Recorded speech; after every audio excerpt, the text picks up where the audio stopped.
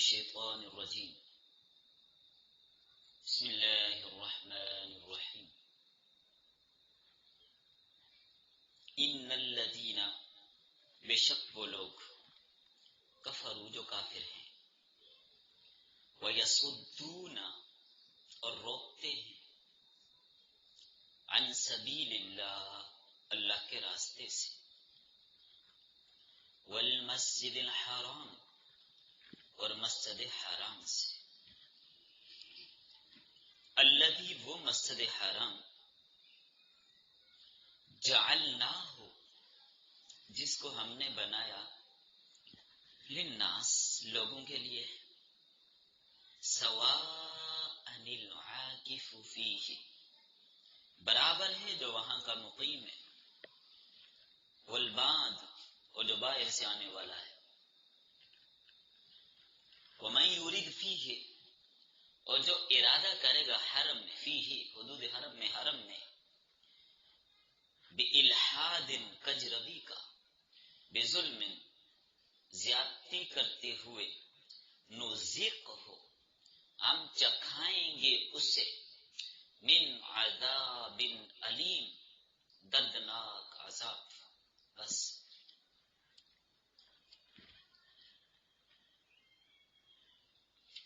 جی دیکھیے یہ سورۃ الحج کا درس نمبر 5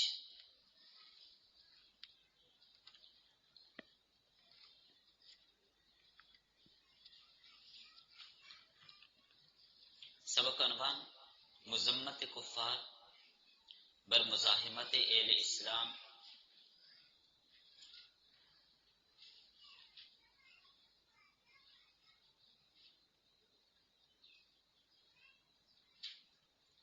مذمت کفار بر مزاحمت اہل اسلام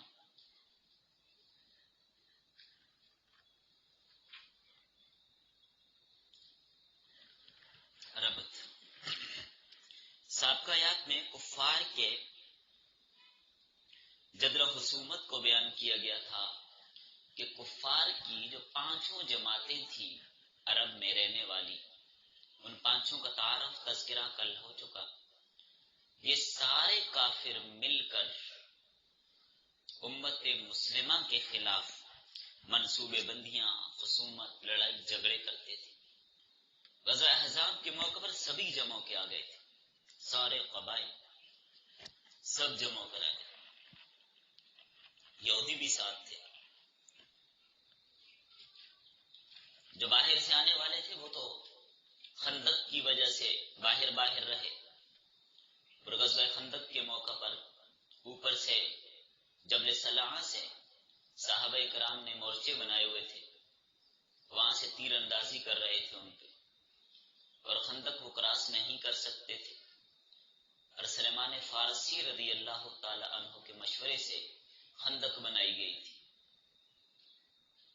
اللہ کے نبی صلی اللہ علیہ وسلم نے خود اس کی کھدائی میں حصہ لیا تھا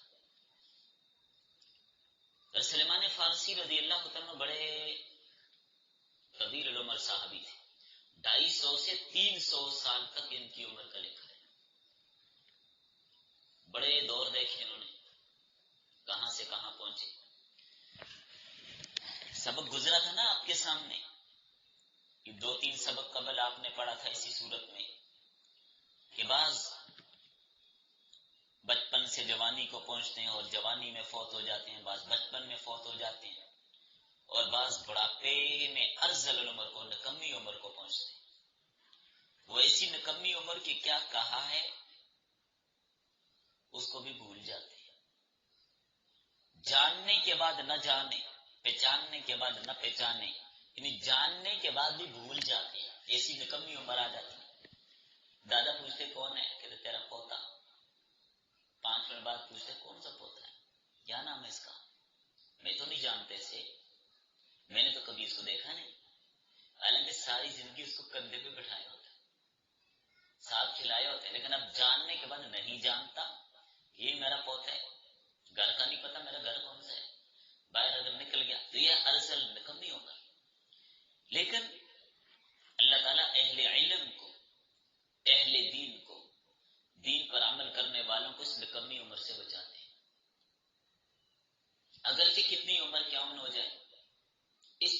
اللہ ان کو بچاتے ہیں. ہم نے دیکھا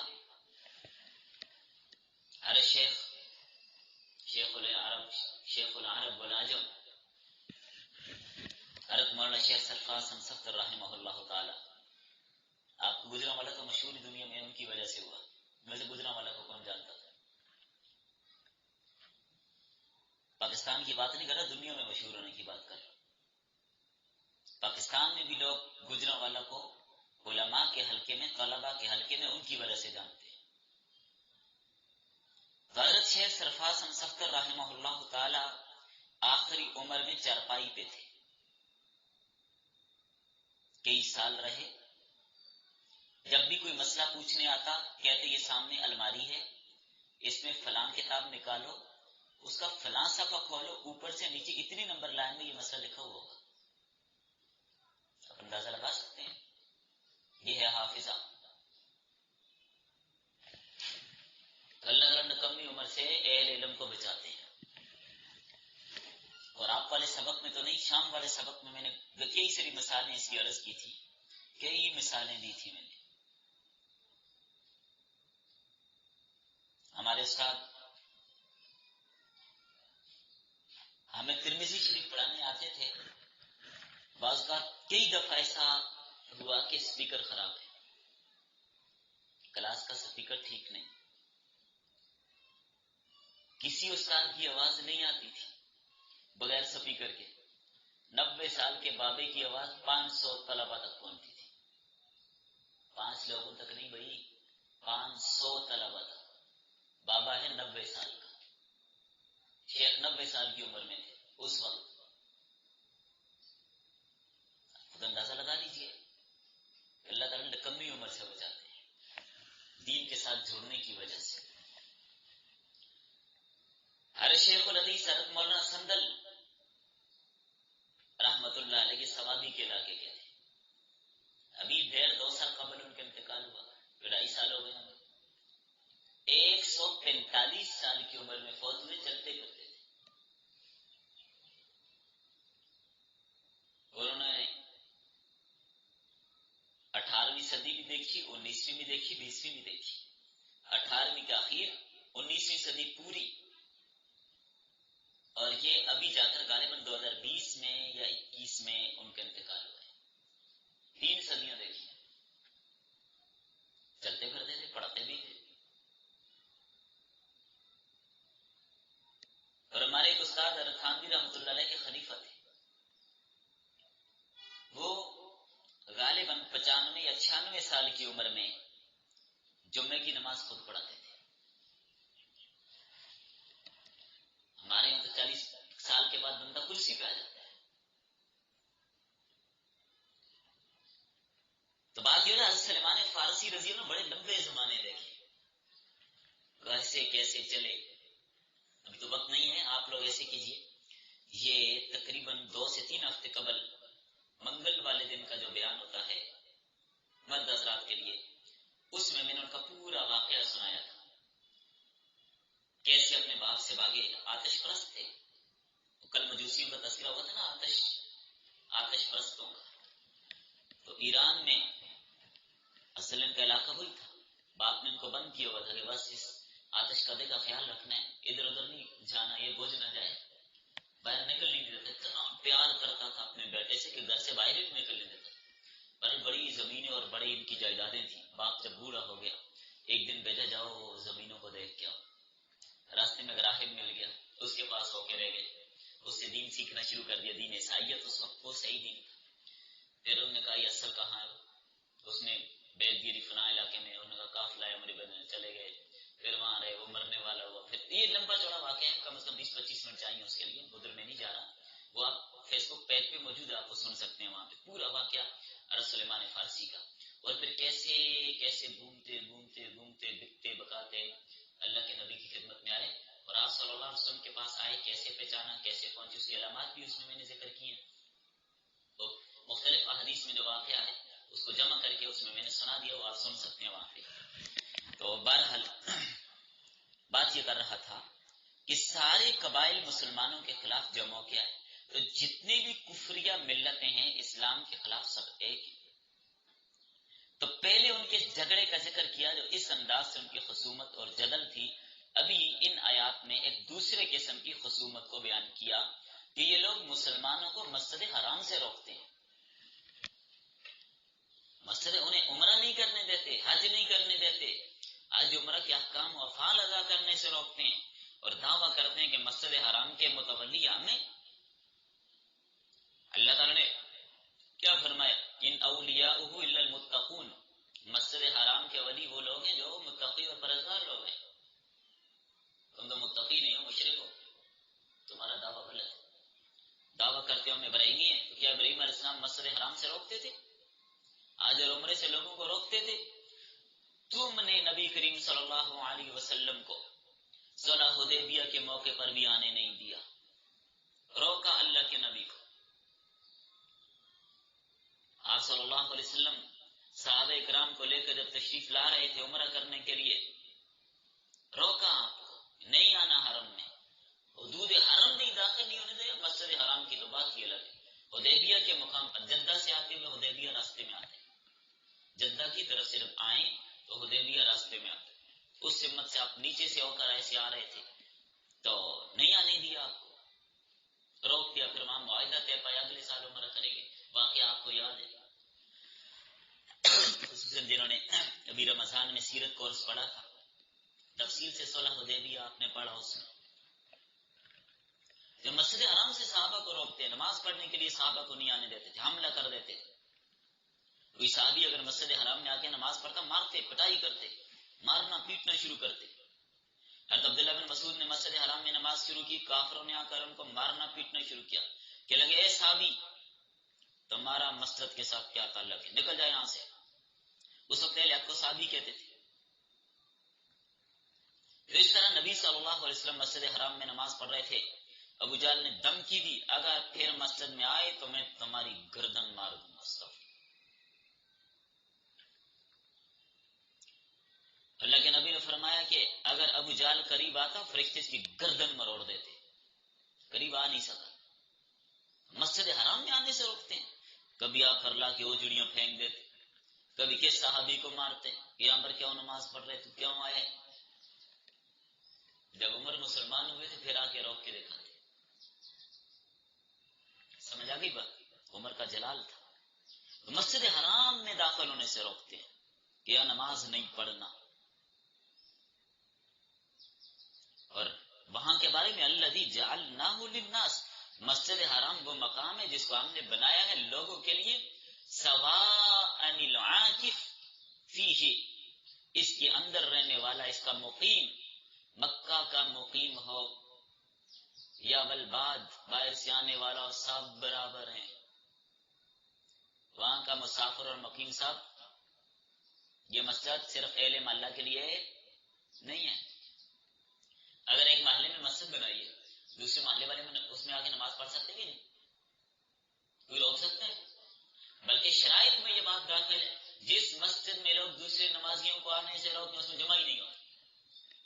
اس مسجد میں جمعہ کی شرائط میں یہ شرط ہے، اس مسجد میں اذن عام ہو. اس لیے کہ فیکٹریوں میں جو مسجدیں ہوتی ہیں، کالجوں میں جو مسجدیں ہوتی ہیں، اگر باہر سے آنے والے لوگوں کو وہاں نماز پڑھنے کی اجازت نہیں تو وہاں جمعہ نہیں ہوگی.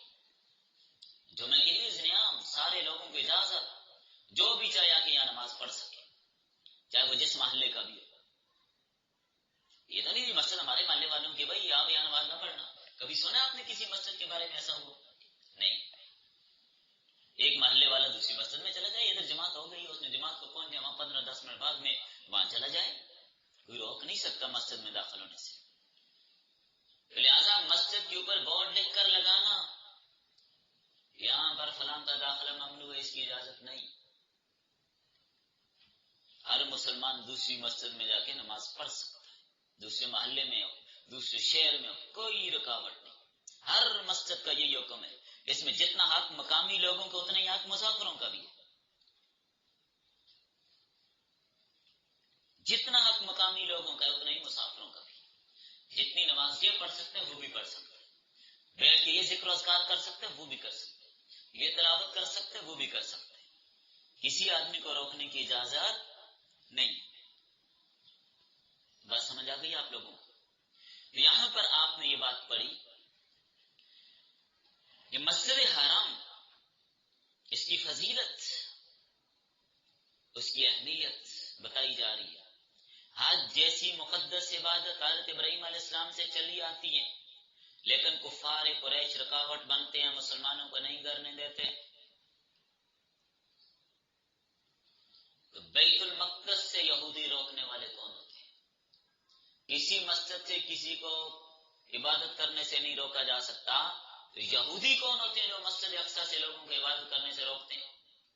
تو جو مسجد میں عبادت کرنے سے روکے گا اس کی ٹھکائی ہوگی. بات سمجھ آ رہی ہے آپ کو؟ اور بیت اللہ شریف میں خود شرکیہ افعال سے باز نہیں آتے، حالانکہ خالص توحید کی بنیاد پر بیت اللہ کی بنیاد رکھی گئی. وہ اللہ کی بات نہیں کرنے دیتے، بت کھڑے کر دیے انہوں نے. فرمایا تحقیق جن لوگوں نے کفر کیا وہ اسلام اور اہل اسلام کی عداوت میں، خصومت میں بہت شدت اختیار کر چکے ہیں. صرف اپنے کفر پر اڑے ہوئی نہیں ہیں، بلکہ اہل اسلام کے معاملات اور عبادت میں بھی مزاحم بنتے ہیں، دخل اندازی کرتے ہیں، لڑائیاں کرتے ہیں. بھئی تمہیں کیا، نماز وہ اپنی پڑھ رہے ہیں، آپ کو کیا ہے؟ جیسے پڑھ رہے ہیں پڑھنے دیجیے. لوگوں کو اللہ تعالیٰ کی راہ اور بیت اللہ کی زیارت سے روکتے ہیں یہ. حالانکہ بیت اللہ سب کے لیے قبلہ اور جائے عبادت بنایا، جائے عبادت، عبادت کی جگہ بنایا اس کو. وَمَنْ أَظْلَمُ مِمَّنْ مَنَعَ مَسَاجِدَ اللَّهِ أَنْ يُذْكَرَ فِيهَا اسْمُهُ. اس سے بڑا ظالم کون ہوگا جو اللہ کی مسجدوں میں آنے سے منع کرے اور اس میں ذکر و اذکار عبادات کرنے سے منع کرے، اس سے بڑا ظالم کون ہوگا؟ تو یہاں پر مقیم اور باہر سے آنے والے برابر ہیں، یہ بات سمجھائی. یعنی یہاں کے رہائشی اور شہری باشندے اور باہر سے آنے والے مسافر سب کو ٹھہرنے اور عبادت کرنے میں برابر کہا گیا، کوئی کسی کو روک نہیں سکتا. اگر کوئی حکومت پابندی لگاتی ہے طواف نہیں کرنا، ہم نہیں مانیں گے ان کی بات، برابر کہا کیا سب کا. وہاں ہر ایک جا کر عبادت کر سکتا ہے، کسی کو روکنے کا کوئی حق نہیں ہے. ہاں بشرطے کہ مسلمان ہو، غیر مسلم کو داخلے کی اجازت نہیں ہے، یہ بات دھیان میں رکھیے گا.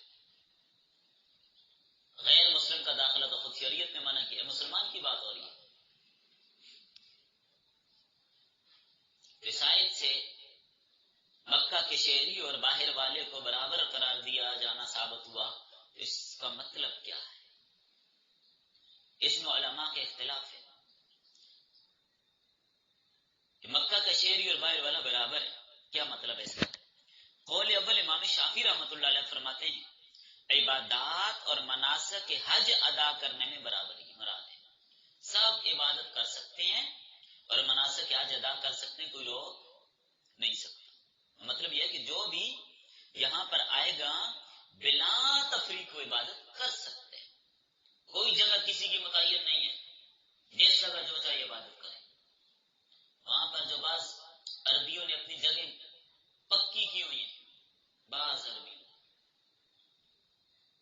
کیا میں نہیں بیٹھنا ہے، کوئی دوسرا کے بیٹھ جائے اٹھا دیتے ہیں، یہ غلط ہے، اس کی اجازت شریعت نہیں دیتی.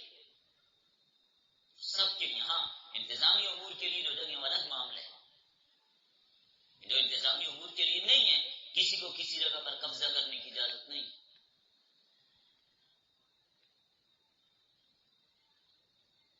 قول دوم حضرت عبداللہ بن عباس صحابہ اور تابعین کی ایک جماعت، وہ فرماتے ہیں مسجد حرام سے تمام مکہ اور سرزمین حرم مراد ہے. حدیبیہ کے دن مشرکین نے آپ صلی اللہ علیہ وسلم اور صحابہ کو حدود حرم میں داخل ہونے سے منع کیا، حدود حرم میں داخل ہونے سے روکا تھا. تفصیل انشاءاللہ پڑھیں گے سورۃ الفتح.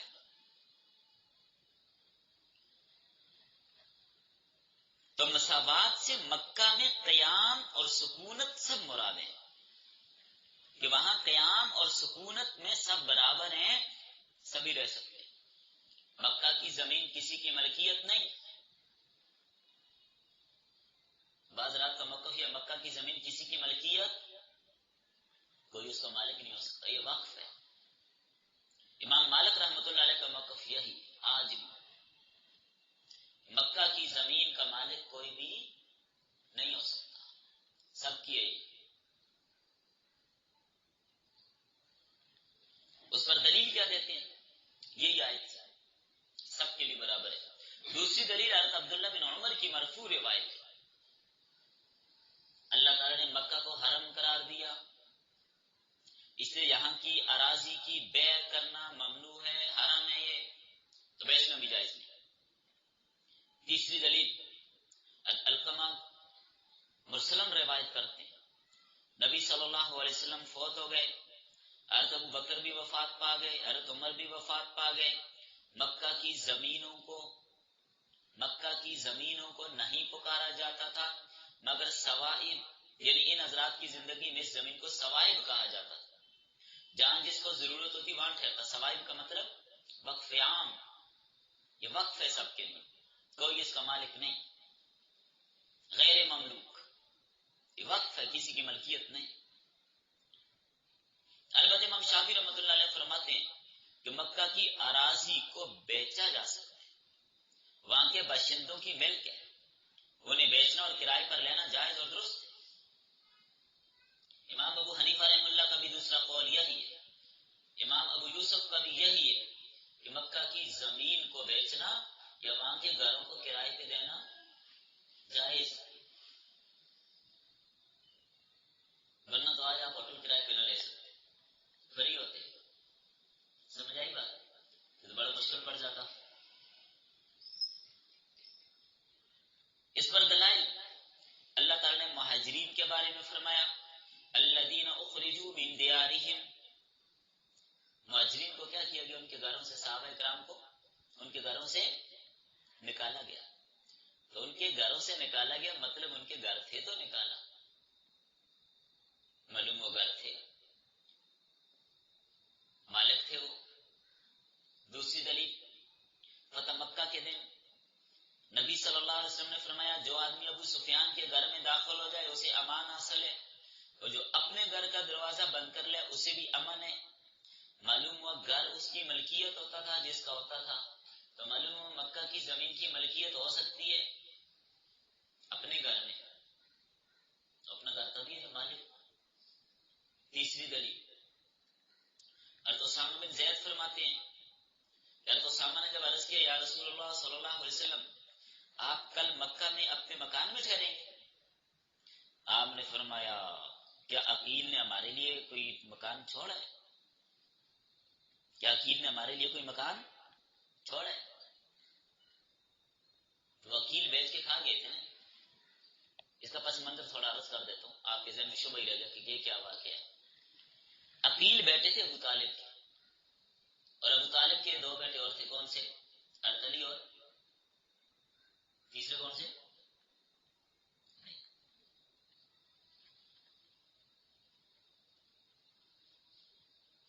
کسی ذہن میں ہو؟ حضرت جعفر، حضرت جعفر، شاباش۔ تو یہ دو بیٹے تھے مسلمان، حضرت علی اور جعفر کیا تھے؟ مسلمان۔ ابو طالب کا خاتمہ کس پہ ہوا؟ اسلام پہ یا کفر پہ؟ کفر پہ۔ تو مسلمان کافر کا وارث ہوتا ہے؟ نہیں ہوتا نا جی۔ تو حضرت علی اور حضرت جعفر کو کچھ بھی نہیں ملا، عقیل اس وقت مسلمان نہیں ہوئے تھے، ساری وراثت ان کو مل گئی، بیچ کے کھا گئے، ختم، وراثت ساری عقیل کو ملی، کیونکہ مسلمان کافر کا وارث نہیں اور کافر مسلمان کا وارث نہیں ہوتا، یہ شریعت کا مسئلہ ہے۔ تو معلوم ہوا میراث کا اجرا ملکیت میں ہوتا ہے، تو معلوم ہے مکہ کی زمین کا مالک بن سکتا ہے۔ نمبر 4، چوتھی دلیل، حضرت عمر رضی اللہ عنہ نے قید خانے کے لیے مکہ میں ایک مکان خریدا تھا، اس پہ کسی صحابی نے کوئی اعتراض بھی نہیں کیا، معلوم ہوا مکہ کی زمین خریدی جا سکتی ہے. اللہ کرے ہمیں بھی مل جائے، وہاں ایک گھر اور مدرسہ بنا رہے. وہاں پہ مدینہ منورہ میں احد کے دامن میں بڑی خوبصورت جگہ، خالی جگہ ساری، پورے پہاڑ کے دامن میں، محلے سے پیچھے بیچ میں محلہ ہے، پھر آگے احد کی پہاڑی شروع ہو جاتی ہے. بڑا محلہ، سب ایک جیسے گھر ہیں سارے، بڑے خالی جگہ ہے. ہم وہاں پر گئے تو مولانا صاحب ہمارے ساتھ تھے یہیں سے. وہ مجھے کہنے لگے بہت زبردست جگہ ہے، یہاں پر مدرسہ بنائے. تو اب کس کی چاہت اور کس کی خواہش نہیں ہوتی؟ بارہ قسمت والوں کو ملتی ہے، ہر کسی کو نہیں ملتی. تو ان دلائل کا اگر جواب دیا جائے تو اس سے ملکیت تو بہرحال ثابت نہیں بھی ہوتی. باعتبار سکونت، آپ کسی کے کرائے پہ کسی گھر پہ رہ رہے ہیں، آپ سے کوئی پوچھے کہاں پہ، کہ میں اپنے گھر، حالانکہ آپ کا اپنا تو نہیں ہوتا. ایسے ہی ہوتے ہیں نا، جس میں بندہ رہ رہا ہو تو اس کی طرف منسوب ہوتا ہے، اگرچہ ملکیت اس کی نہیں ہوتی. تو یہ دلائل اس کا یہ جواب تو ہو سکتا ہے، یہ جواب اس کا ہو سکتا ہے. اور پھر بعض یہ بھی کہتے ہیں کہ صرف باعتبار عمارت خریدا جاتا تھا، زمین کے ساتھ نہیں. مکہ کے گھروں کو عمارت کو خریدا جاتا، اس کی زمین کو نہیں. جو عمارت بنائی گئی تھی وہ خریدی تھی حضرت عمر نے بھی، اور یہ باقی جو سلسلے ایسے. بہرحال زمانہ اسلام سے قبل لوگ ان کو اپنی املاک سمجھتے تھے. تو اس لیے امام ابو حنیفہ رحمۃ اللہ علیہ نے پہلے یہی فتویٰ دیا تھا کہ فقط عمارت فروخت کی جا سکتی ہے، زمین سمیت فروخت کرنا مکروہ ہوگا. جبکہ صاحبین کہتے ہیں زمین سمیت بھی فروخت کیا جا سکتا ہے. امام ابو حنیفہ رحمۃ اللہ کا بھی دوسرا قول یہی ہے، اور اسی پر اب فتویٰ دیا جاتا ہے کہ مکہ کی زمین خریدی اور بیچی جا سکتی ہے، کرائے پر لی جا سکتی ہے. بہرحال وہاں عبادت کرنے کے اعتبار سے سب لوگ برابر ہیں، کسی کو کوئی روک نہیں سکتا. فرمایا جس نے مسجد حرام میں ظلم و زیادتی کی، کجروی اختیار کی، اس کو دردناک سزا دی جائے گی. یہاں پر الحاد کا ذکر ابھی آپ نے آیت میں پڑھا تھا. الحاد سے مراد کیا ہے؟ دین سے ہٹ جانا. جو دین سے ہٹ جائے، اور انحراف سے مراد مسجد حرام کی بے حرمتی کرنا ہے. جو مسجد حرام کی بے حرمتی کرے اس کو سخت سزا دیں گے. جی مسئلہ بڑا سخت ہے بھائی. یہاں سے عمرے کے لیے چلے جانا، حج کے لیے چلے جانا، پھر مسجد حرام کی بے حرمتی کرنا، انتہائی خطرناک مسئلہ ہے. مسجد حرام میں اونچا بولنا، شور مچانا، بلند آواز سے گفتگو کرنا، دوڑنا بھاگنا اس انداز سے وہاں حاجیوں کو تکلیف پہنچے، نمازیوں کو تکلیف پہنچے، جائز نہیں ہے. جیسے مسجد حرام کے اندر ایک نیکی کرنا 1,00,000 نیکیوں کے برابر ہے، تو ایک گناہ کا جرم بھی اتنا ہی ہے. ایک گناہ کرنے کا جرم بھی اتنا ہی بڑا ہے. ثواب بڑھتا ہے جہاں نیکی بھی بڑھتی ہے، تو پھر وہاں پہ عذاب بھی بڑھتا ہے گناہ پہ. بلکہ فقہا نے لکھا ہے، بعض فقہا نے لکھا ہے، حرم کے اندر گناہ کا ارادہ کرنے پر بھی عذاب ہوگا. عام طور پر ارادہ گناہ پر تو عذاب نہیں ہوتا، لکھا بھی نہیں جاتا جب تک عمل نہیں کرتا. لیکن حدود حرم کے اندر، مسجد حرام کے اندر کوئی گناہ کرنے کا ارادہ بھی کرے تو اس کے ارادے پر بھی اس کو سزا ہوگی. ادب اور احترام بہت زیادہ ہے وہاں پہ، اس لیے بہت زیادہ احتیاط. خواتین کی جانب سے عموماً بہت زیادہ شور شرابے کی آوازیں آتی رہتی، بہت زیادہ شور. میں نے اس جگہ بیٹھنا ہے، میں نے وہ جگہ لینی تھی، میں نے پنکھے کے نیچے بیٹھنا ہے، فلاں فلاں فلاں. یہ بڑا خطرناک مسئلہ ہے. قرآن کریم نے اس کی قید لگائی، فمن فرض فیہن الحج فلا رفث ولا فسوق ولا جدال فی الحج. حالانکہ اس میں سارا کچھ فسوق میں آ گیا، لیکن ولا جدال فی الحج کو دوبارہ ذکر کیا. جگڑنا شگڑنا نہیں ہے، ورنہ اپنے اعمال بھی ضائع کر کے آئیں گے. یہ حدود حرام ہے.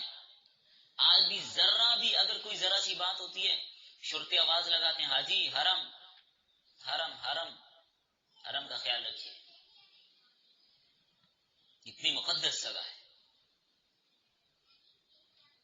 اسی لیے تو وہاں پر شکار کرنے کی اجازت بھی نہیں. جو شکار کرے گا اس پہ جنایت لازم ہوگی، بدلہ لازم ہوگا اس پہ.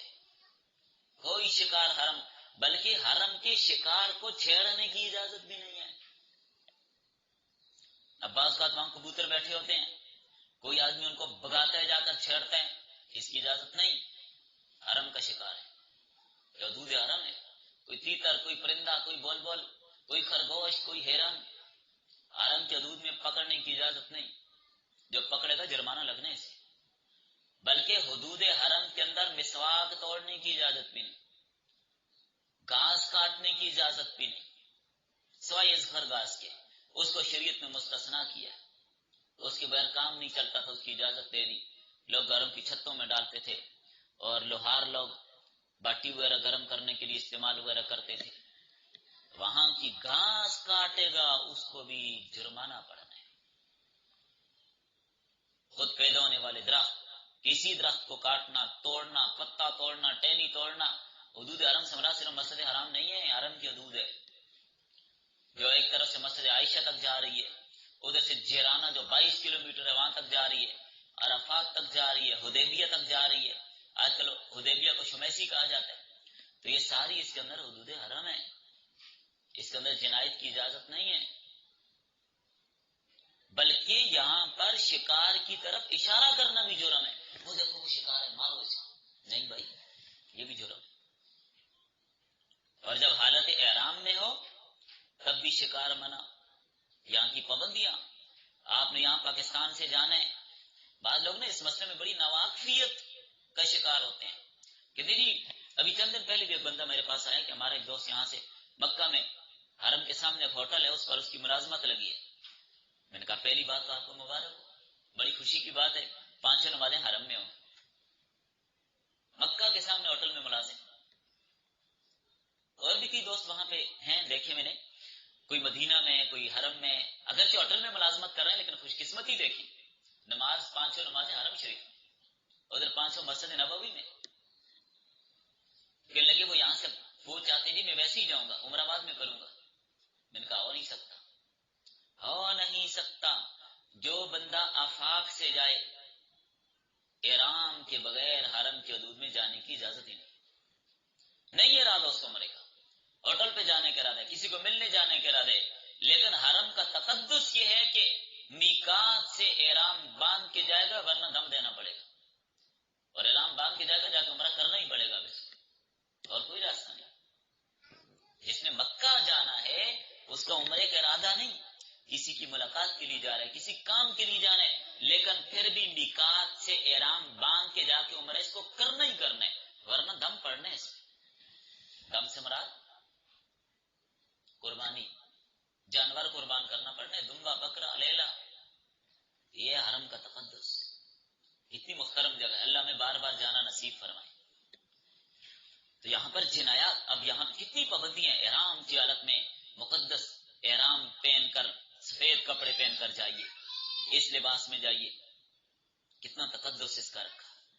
تلبیہ پڑھتے جائیے، لبیک اللہم لبیک پڑھتے ہوئے جانا. اور پھر مردوں کے لیے کتنی پابندیاں احرام میں، عورتوں کے لیے بہت ساری چیزوں میں پابندیاں ہیں.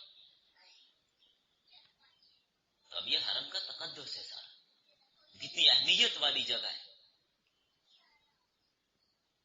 چلیں بس، اللہ تعالیٰ یہاں کی مقبول حاضری ہم سب کو بار بار نصیب فرمائے. باقی آگے اس کا تذکرہ بار رہا ہے. حضرت ابراہیم علیہ السلام نے اس جگہ کی جو تعیین کی، بیت اللہ کی تعمیر اور پھر لوگوں کو حج کے لیے بلانا، اس کا تذکرہ انشاءاللہ اگلے سبق میں آئے.